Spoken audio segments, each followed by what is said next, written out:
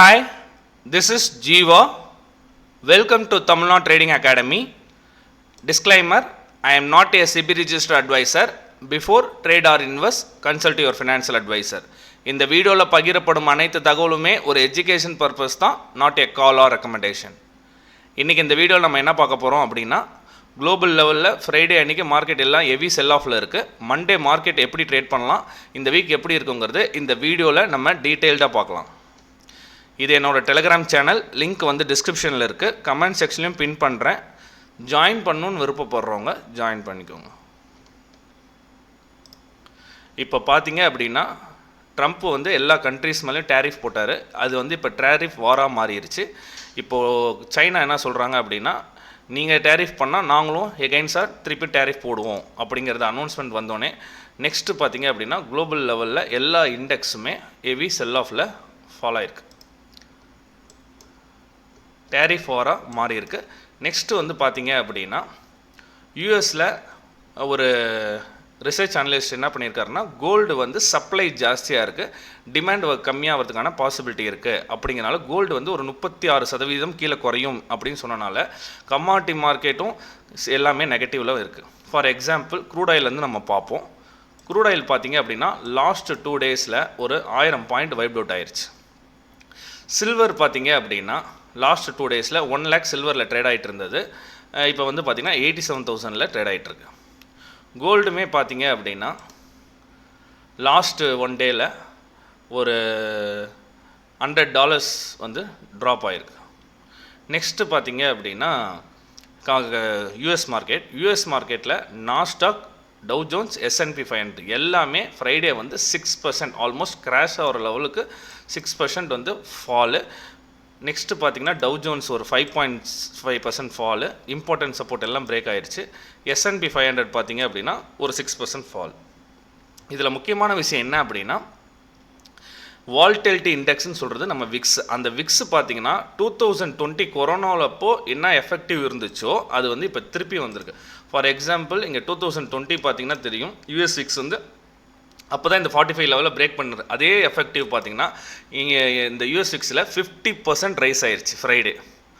ரொம்ப அன்சர்டனிட்டியாக இருக்கும். நம்மளோட நிஃப்டி பார்த்தீங்க அப்படின்னா கிஃப்ட் நிஃப்டி வந்து பார்த்தீங்க அப்படின்னா நம்மளுக்கு வந்து 22,343 க்ளோஸ் ஆகிருக்கு. நம்ம க்ளோசிங் ப்ரைஸ்லேருந்து கேல்குலேட் பண்ணால் minimum 500 to 550 points gap down ஆகிறதுக்கான பாசிபிலிட்டி இருக்குது. மண்டே நாளைக்கு மார்னிங் ஓப்பன் ஆனதுக்கப்புறம் எப்படின்னு தெரியும். நெக்ஸ்ட்டு எஃப்ஐஎஸோட பொசிஷன் எப்படி இருக்குன்னு பார்த்தீங்கன்னா, எஃப்ஐஎஸ் பொசிஷன் வந்து பார்த்தீங்கன்னா புல்லிஷ் வியூவோட பேரிஷ் வியூ தான் பொசிஷன் அதிகமாக ஹோல்ட் பண்ணுறாங்க.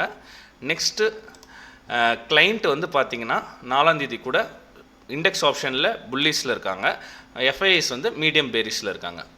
நெக்ஸ்ட்டு கேஷ் மார்க்கெட் ரிப்போர்ட் பார்த்தீங்க அப்படின்னா கண்டினியூஸாக எஃப்ஐஎஸ் இந்த மந்த் ஸ்டார்டிங்லேருந்து, இந்த ஃபினான்ஷியல் ஸ்டார்டிங்லேருந்து செல் பண்ணிகிட்டே இருந்தாங்க. ஃப்ரைடேவும் பார்த்தீங்கன்னா 3,484 கோடி செல் பண்ணியிருக்காங்க. டிஐஎஸ் கண்டினியூஸாக மார்க்கெட்டுக்கு சப்போர்ட் பண்ணிகிட்டு இருந்தாங்க. இப்போ இந்த டேரிஃப் இதெல்லாம் அனௌன்ஸ் பண்ணோடனே ஃப்ரைடே வந்து ஒரு சின்ன ப்ராஃபிட் புக்கிங் மாதிரி கேஷ் மார்க்கெட்லேயுமே ஒரு 1,720 கோடி செல் தான் பண்ணியிருக்காங்க. போத் எஃப்ஐஎஸ் அண்ட் டிஐஎஸ் செல்லிங்கில் இருக்காங்க. நம்ம இப்போ ஓப்பன் இன்ட்ரெஸ்ட் பார்க்குறோம் அப்படின்னா, ஓப்பன் இன்ட்ரெஸ்ட்டில் நான் லைவ் மார்க்கெட் ஹவர்ஸ்லேயே நம்ம டெலிகிராம் சேனலில் அப்டேட் பண்ணிகிட்டே இருந்தேன். மார்னிங்கே இவ்வளோ தூரம் ரைட்டிங் வருது அப்படின்னா கால் செல்லர்ஸோட டாமினேஷன் ஹெவியாக இருக்குங்கிறத நம்ம 11:56 ஃப்ரைடே அன்றைக்கே மென்ஷன் பண்ணியிருந்தோம். ஓப்பன் இன்ட்ரெஸ்ட் போட்டுட்டு நெக்ஸ்ட்டு வாய்ஸ் மெசேஜ் நம்ம கொடுத்துருந்தோம். நம்மளுக்கு தெரியாத ஒரு நியூஸ் பிஃபோராக தெரியும் போது சில ஓப்பன் இன்ட்ரெஸ்ட் வச்சு நம்ம ஐடென்டிஃபை பண்ண முடியும். இப்போ பார்த்தீங்கன்னா 22,800 ஒரு சின்ன புட் ரைட் இருக்குது, அதை விட்டால் டைரெக்டாக ஃபாலோட் பை 23,500 தான். இப்போ மண்டே கேப் டவுன் ஆனாலும் அந்த 23,500 மார்க்கெட் வந்து அந்த ஏரியாவில் வால்டிலிட்டியாக இருக்கும். நெக்ஸ்ட்டு பார்த்தீங்கன்னா டோட்டல் என்எஸ்சி ஸ்டாக்ஸில் 2,947 ஸ்டாக்கில் 646 ஸ்டாக்கு தான் அட்வான்ஸில் ட்ரேட் ஆகிருக்கு, 2,230 ஸ்டாக் டிக்ளைனில் ட்ரேட் ஆகிருக்கு. ஏன்னா எல்லா இண்டெக்ஸுமே நம்ம இந்தியா மார்க்கெட்டில் கூட ஃப்ரைடே வந்து 2 to 3% ஃபால் ஆகிருக்கு. லோயர் சர்க்யூட் பார்த்திங்கன்னா 108 ஸ்டாக் போட்டிருக்கு, அப்பர் சர்க்யூட் 146 ஸ்டாக் இருக்குது. 52 ஹை கிராஷ் பண்ணது 26 ஸ்டாக், 52 லோ கிராஷ் பண்ணது 66 ஸ்டாக் இருக்குது. ஆப்ஷன் செயினில் பார்த்தீங்க அப்படின்னா நம்மளோட க்ளோசிங் பார்த்தீங்கன்னா 22,900, அந்த 22,900ல் call option and put option add பண்ணிங்கன்னா நம்மளோட ப்ரீமியம் பார்த்தீங்க அப்படின்னா ஒரு 235 ருபீஸில் க்ளோஸ் ஆகிருக்கு ப்ரீமியம். இப்போது விக்ஸ் வந்து நம்மளுக்கு வால்டிலிட்டி இண்டெக்ஸ் 13.75 இருக்குது. மண்டே கேப் டவுன் 500 பாயிண்ட்லாம் விக்ஸ் எவ்வளோ சூட் ஆகுதுன்னு தெரியாது. அப்போது நார்மலாக 240 வேண்டி இருக்க ப்ரீமியம் ரொம்ப இன்க்ரீஸ் ஆகும். அப்போ ஹெவி வால்டிலிட்டி வரும். அதே மாதிரி ப்ரீமியம் அதிகமாக இன்க்ரீஸ் ஆகிட்டு அந்த ப்ரெஷர் இல்லைனா அப்படியே ப்ரீமியம் டீக் ஆகும். அதனால் மண்டே மார்க்கெட்டில் வெயிட் பண்ணி கேர்ஃபுல்லாக ட்ரேட் பண்ணுறது தான் அட்வைசபிள். எல்லா டேவும் 9:15, 9:16, 9:20 என்ட்ரி ஆகிற மாதிரி என்ட்ரி ஆனீங்க அப்படின்னா ட்ராப்பில் போய் மாட்டிக்கிறதுக்கான பாசிபிலிட்டிஸ் இருக்குது. இப்போ நம்மளோட நிஃப்டி எடுத்துக்கலாம். இப்போ நம்மளோட நிஃப்டியில் பார்த்தீங்க அப்படின்னா மேலேருந்து ஒரு ட்ரெண்ட் லைன் வந்துட்டுருக்குன்னு நம்ம அடிக்கடி சொல்லிகிட்டே இருந்தோம். இங்கே ஒரு ட்ரெண்ட் லைனில் ஒரு ரிஜெக்ஷன், இங்கே ஒரு ட்ரெண்ட் லைனில் ஒரு ரிஜெக்ஷன், இங்கே ஒரு ட்ரெண்ட் லைனில் ஒரு ரிஜெக்ஷன். இந்த ட்ரெண்ட் லைனை பிரேக் அவுட் பண்ணிட்டாங்க. அப்போ ட்ரெண்ட் லைனை பிரேக் அவுட் பண்ணிட்டாங்கன்னா நெக்ஸ்ட் ரெசிஸ்டன்ஸ் எங்கே இருக்குது? 23,820 இருக்குது. நான் என்ன சொல்லியிருந்தேன், 23,820க்கு மேலே க்ளோஸ் வந்துச்சு அப்படின்னா மார்க்கெட்டில் வந்து எகைன் ட்ரெண்ட் ரிவர்சல் ஆயிடுச்சுன்னு அர்த்தம். அப்படின்னா இப்போ கரெக்டாக பார்த்தீங்கன்னா அந்த ரெசிஸ்டன்ஸ் மேலே பிரேக் பண்ண முடியல. ஃபஸ்ட்டு சினாரியோ இது. செகண்ட் சினாரியோ என்னென்னா சொல்லியிருந்தேன், ஏதாச்சும் ஒரு நியூஸ் படி inverted head and shoulder form ஆனாலும் நம்மளுக்கு இந்த ஏரியாவில் இப்படி ஃபார்ம் ஆகி ட்ரெண்ட் ரிவர்சல் ஆகிறதுக்கான பாசிபிலிட்டி இருக்குது. அந்த மாதிரி எதாவது சினாரியோ நடக்குமான்னு பார்த்தா இப்போ கடைசியில் வந்து கேப் டவுனில் வந்திருக்கு. இப்போ நம்ம நெக்ஸ்ட் இப்போது மண்டேல 1 hour டைம் ஃப்ரேமில் செக் பண்ணலாம். இப்போ 1 hour டைம் ஃப்ரேமில் மார்க்கெட் பார்த்தீங்க அப்படின்னா ரெசிஸ்டன்ஸ்லேருந்து ஆல்ரெடி நம்ம மென்ஷன் பண்ணியிருந்தோம், இன்ட்ராடே பேசிஸில் இங்கே ஒரு கேப் ஃபில்லிங் இருக்குது, ஃபில் பண்ணிருச்சு. நெக்ஸ்ட்டு பார்த்தீங்க அப்படின்னா இங்கே ஒரு கேப் ஃபில்லிங், இங்கே பாருங்கள் இந்த இடத்துல ஒரு கேப் ஃபில்லிங் இருக்குது, அதுவுமே ஃப்ரைடே ஃபில் பண்ணிருச்சு. இப்போ நெக்ஸ்ட் ஒரு கேப் இருக்குது, அதுதான் இந்த 22,540. இங்கே ஒரு கேப் ஃபில்லிங் இருக்குது, அந்த இடம் ஃபில் பண்ணுறதுக்கான பாசிபிள் இன்பேலன்ஸும் கேப் ஃபில்லிங் இருக்குது, ஃபில் பண்ணுறதுக்கான பாசிபிலிட்டி இருக்குது. அதனால் மண்டே மேபி கேப் டவுன் வச்சாலும் இந்த ஏரியாவில் ஓப்பன் ஆகலாம். இங்கே கேப் ஃபில்லிங்லாம் நடந்துட்டு ப்ரைஸை 1 or 2 hours விடுங்க. ஏன்னா விக்ஸ் வந்து நம்மளுக்கு ஒரு 16 to 17 இருந்தால் கூட ஓகே, ஆப்ஷன் பையிங்க்கு ஃபேவராக இருக்கும், நம்மளுக்கு நல்ல பாயிண்ட்ஸ் கேட்ச் பண்ண முடியும். பட் 20-22 எப்போலாம் விக்ஸஸ் இன்கேஸ் அந்த மாதிரி நடந்துச்சு அப்படின்னா ட்ரேட் அவாய்ட் பண்ணுறது அட்வைசபிள். ஏன்னா நீங்கள் நம்மளுக்கு எல்லாருமே மார்க்கெட் புட் சைடு தான் போகும், புட் சைடு தான் போகும், புட்டை பை பண்ணிகிட்டே இருந்தாங்கன்னா யாருக்கிட்ட இருந்து ப்ராஃபிட் வாங்கி யார்கிட்ட தருது? அதனால் மார்க்கெட் என்ன பண்ணணும்னா புட் சைடில் போகிற மாதிரி போயிட்டு கால் சைடில் ஒரு 40 பாயிண்ட் மூவ் ஆகிட்டு ஸ்பாட்டு பார்த்தீங்கன்னா 50, 60 பாயிண்ட், 100 பாயிண்ட் மூவ் ஆகும். டக்குன்னு பார்த்தீங்கன்னா அப்படியே ரிவர்ஸ் ஆகும். அதனால் அன்சர்டனிட்டியாக இருக்கும். அதனால் வெயிட் பண்ணி அதோட கண்டிஷன், அதோட ப்ரீமியம் கால்குலேஷன், விக்ஸ் எவ்வளோ இருக்குது இதெல்லாம் பார்த்துட்டு நீங்கள் ட்ரேட் பண்ணுங்கள். சம்டைம்ஸ் என்ன நடக்குங்கிறது ஒன்று தெளிவாக சொல்கிறேன். கேப் டவுனில் ஓப்பன் பண்ணால் கூட மார்க்கெட் நெகட்டிவில் இருந்தால் கூட க்ளோசிங் அப்போ இன்ட்ராடே ஹைக்கு மேலே க்ளோஸ் பண்ணுறதுக்கும் சில நாள் பாசிபிலிட்டி இருக்குது. நாளைக்கு இது நடந்துச்சுன்னா இந்த டைம் நோட் பண்ணிக்கோங்க. வீடியோ ரெக்கார்ட் பண்ணும்போது 7:49க்கு கேப் டவுனில் ஓப்பன் பண்ணாலும் சம்டைம்ஸ் இது பண்ணிவிட்டு இன்ட்ராடேயோட ஹை மேலே க்ளோசிங் வைக்கிறதுக்கான பாசிபிலிட்டிஸ் இருக்குது. அதனால் நிஃப்டியை பொறுத்த வரைக்கும் 23,500 to 540ங்கிறது அந்த கேப் ஃபில்லிங் ப்ளஸ் சப்போர்ட் ஜோனாக ஆக்ட் ஆகும். இன்கேஸ் மார்க்கெட் ஹவர்ஸில் எனி லெவல்ஸ் வந்து ஐடென்டிஃபை பண்ணால் நான் என் டெலிகிராம் சேனலில் லைவ்லேயே போஸ்ட் பண்ணுறேன். நெக்ஸ்ட்டு பார்த்தீங்கன்னா bank Nifty. Next bank Nifty பார்க்கறதுக்கு முன்னாடி இப்போது ஆர்பிஐ மானிட்டரி பாலிசி வந்து வரப்போகிற 9th அன்னைக்கு நடக்குது.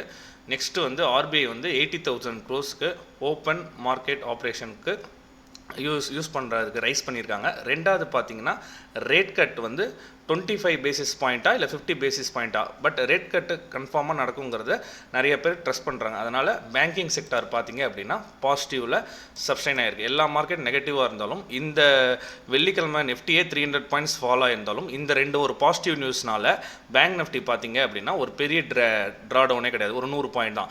மற்ற டைம்லாம் பார்த்தீங்கன்னா 1000 பாயிண்ட் பேங்க் நிஃப்டி விழுந்திருக்கும். இந்த பாசிட்டிவ் நியூஸ் இருக்கனால பேங்க் நிஃப்டி ஸ்டாக்ஸ் வந்து பேங்க் நிஃப்டிக்கு சப்போர்ட் பண்ணுது. பேங்க் நிஃப்டி பொறுத்த வரைக்கும் ஒரு டபுள் பாட்டமு. நெக்ஸ்ட்டு பார்த்தீங்கன்னா ரெசிஸ்டன்ஸில் சப்ஸ்டைன் ஆகிட்டுருக்கு. எப்போல்லாம் ப்ரைஸ் வந்து பிரேக் அவுட் ஆகி ரெசிஸ்டன்ஸில் சப்ஸ்டைன் ஆகிட்டுருக்கோ எனி டைம் ஒரு ட்ரிகர் பாயிண்ட்டுக்காக வெயிட் பண்ணுதுன்னு அர்த்தம். இப்போ 1 or 2 days முடிச்சுட்டு அந்த ஆர்பிஐ மானிட்டரி பாலிசி ஒரு ட்ரிகர் பாயிண்ட்டாக இருந்தால் பேங்க் நிஃப்டி எகைன் 52,000 பிரேக் பண்ணிவிட்டு நேராக 53,100 வரைக்கும் ஃபஸ்ட் டார்கெட் வரைக்கும் போகிறதுக்கான பாசிபிலிட்டி இருக்குது. பேங்க் நிஃப்டி பொறுத்த வரைக்கும் டே டைம் ஃப்ரேமில் பார்த்தீங்க அப்படின்னா 1 hour டைம் ஃப்ரேமில் பார்த்தீங்க அப்படின்னா ஹையர் லெவலில் சப்ஸ்டைன் ஆகுது. 51,800 to 850க்கு மேலே ஸ்ட்ராங் க்ளோசிங் 1 hourல வந்துச்சு அப்படின்னா எகைன் 53,100 வரைக்கும் போகிறதுக்கான பாசிபிலிட்டிஸ் இருக்குது. டவுன் சைடில் பொறுத்த வரைக்கும் பார்த்தீங்கன்னா உங்களுக்கு 50,400 மல்டிபிள் ரெசிஸ்டன்ஸாக ஆக்ட் ஆகிட்டு இருந்துச்சு. ப்ரீவியஸாக சப்போர்ட் ஆக்ட் ஆகிட்டு இருந்துச்சு. இப்போ மல்டிபிள் ரெசிஸ்டன்ஸ் ஆக்ட் ஆனால ஏதாச்சும் இன்கேஸ் மண்டே ஃபாலோ ஆனாலும் இந்த இடத்துல சப்போர்ட் எடுக்கிறதுக்கான பாசிபிலிட்டிஸ் இருக்குது. 50,600 50,400 வரைக்கும். இப்படி நீங்கள் ட்ரெண்ட் லைன் ட்ரா பண்ணாலும் உங்களுக்கு ஒரு ஃப்ளாக் பேட்டர்ன் மாதிரி இருக்கும். டவுன் சைட்லேருந்து ஒரு ரேலிக்கு அழகாக அப்படி இருந்தாலும் நம்ம 50,500 50,400 வரும்போது நம்ம கேர்ஃபுல்லாக இருக்கணும். ஏன்னா அந்த இடத்துல சப்போர்ட் எடுக்கிறதுக்கான பாசிபிலிட்டிஸ் இருக்குது. இது ஒன் டேலையும் நடக்கலாம், இல்லை ப்ரைஸ் இங்கே சப்ஸ்டெயின் ஆகிருக்கலாம். இப்போது ஒரு ட்ரிகர் பாயிண்ட் கிடைச்சா பேங்க் நிஃப்டி பாசிட்டிவ் போகிறதுக்காக வெயிட் பண்ணிகிட்ருக்கு. இது என்னோடய பாயிண்ட் ஆஃப் வியூ. இது பியூர்லி எஜுகேஷனுக்காக தான் சொல்கிறோம். வந்து இப்படி தான் நடக்கணும்னு சொல்ல, என்னோடய பாயிண்ட் ஆஃப் வியூலேருந்து இப்படி தான் நான் ப்ரெடிக்ட் பண்ணுறேன்.